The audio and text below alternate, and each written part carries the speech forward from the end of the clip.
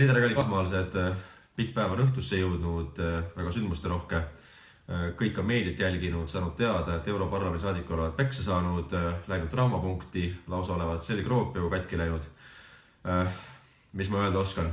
Igastahes kõigile suur aitäh sellele massile inimestele, kes üle Eesti tulid kohale, hoolimata sellest, et on tööpäev, hoolimata sellest, et ilm oli jahe, näpuga siis külmetama, kuid siiski te pidasite vajalikuks tulla ja näidata oma meelt, et teie ei ole selle lepinguga nõus.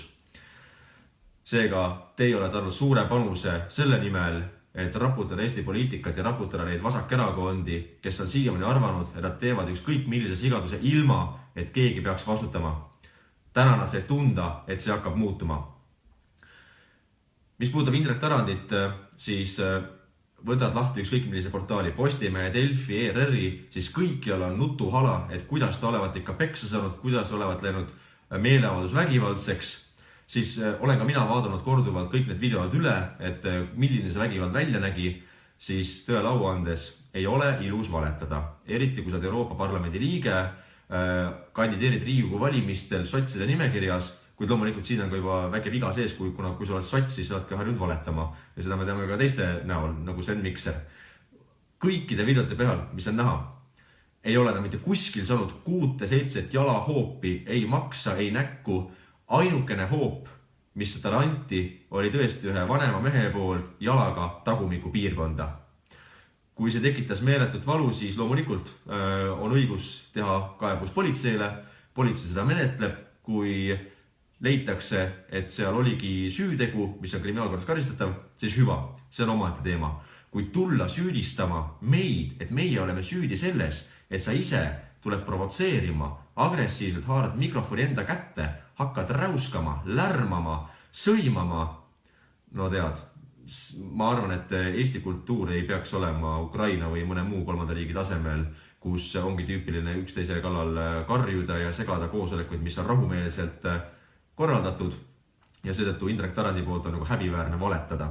Ja seetõttu me tegime ka omalt poolt politseisse avalduse, kuna tulenevalt seadusest on karistatav juhtum, kui sa segad või takistad ametlikult registreeritud avaliku koosoleku pidamist. Rääkimata sellest, et oma tegevusega ta lõhkus ühe meie eilimehe mikrofoni ära, millega tekitas ka varalist kahju. Seetõttu vaatame siis, kuidas politsei menetleb meie avaldust.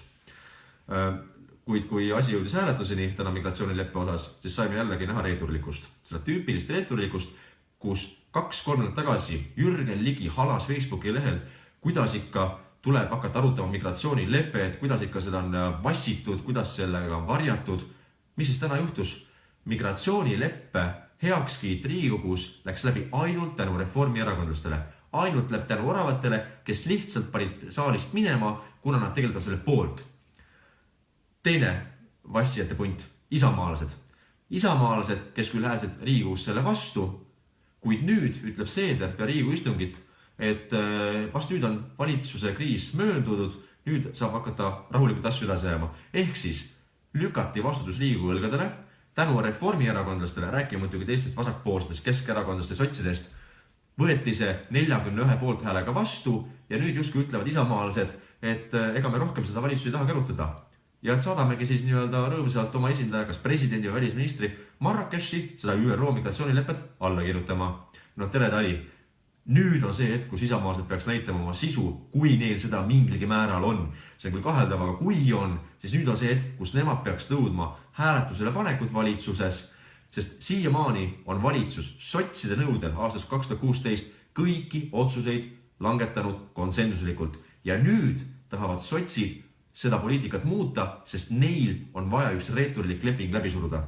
Ja nüüd on isamaalaste kord panna see asi hääletusele ja kui seda konsensuspõhimõtet rikutakse, tõsta kaabut ja uks sulgeda väljaspoolt ja öelda, me lahkume valitsusest, tekitame valitsuskriisi, sest selline poliitika meile ei sobi. Loomulikult, mida me saame näha, on see, et 3 kuud enne valimisi ei ole jätkuvalt isamaalastel piisavalt julgust, et tõestada oma sisu ja tõestada natukenegi seda konservatiivsust, millest nad pidevalt räägivad. Kuid lõpetuseks, isegi kui see detsembris Marrakechi lepingule alla kirjutatakse, siis seda me saame kindlasti lubada, et 3. märtsil, kui Eesti inimesed annavad meile piisavalt tugeva mandaadi ja toetuse ja kui nad näevad läbi need provokatsioonid, need räpased poliitvõtted, mida me ka täna nägime Indrek Tarandi näol ja sotside poolt meie rahulikul meeleavaldusel, kui inimesed näevad sellest läbi ja otsustavad toetada siiski konservatiivset rahvaerakonda, kes ainsana on rääkinud ausalt, otse, vassimata, kuidas tegelikult müüakse maha meie suveräänsus, kuidas tegelikult rikutakse meie rahvusriiklust, siis seda me saame lubada, et sellelt allkirjalt kaups Eesti allkiri igaveseks. Seega täpselt nii, nagu tegi Trump Pariisi kliimakokkuleppega, ennem oli see alla kirjutatud USA poolt, tuli Trump presidendiks, öeldi, et vabandust, meile see sobi, võtame allkiri ära ja adios. Sama teeme me ka selle ÜRO migratsioonileppega 3 kuu pärast, kui inimesed piisavalt toetavad meid. Ja selleks, et nad toetaks meid piisavalt, on ka sinul väga suur roll teha, sest jaga seda informatsiooni, et võimalikult paljudel inimestel oleks kättesaadav see tegelik info, mis toimus täna, millega on tegelenud teised erakonnad ja mis tegelikult toimus meie meeleavaldusel, kus olevat julmalt läbipekstud Indrek Tarand, kes naerul sui tegelikult lahkus koosolekult ja veel ise tundis suurt kahjurõõmu. Nii et jaga seda videot, et võimalikult palju kaasmaalased oleks informeeritud. Kohtume jälle!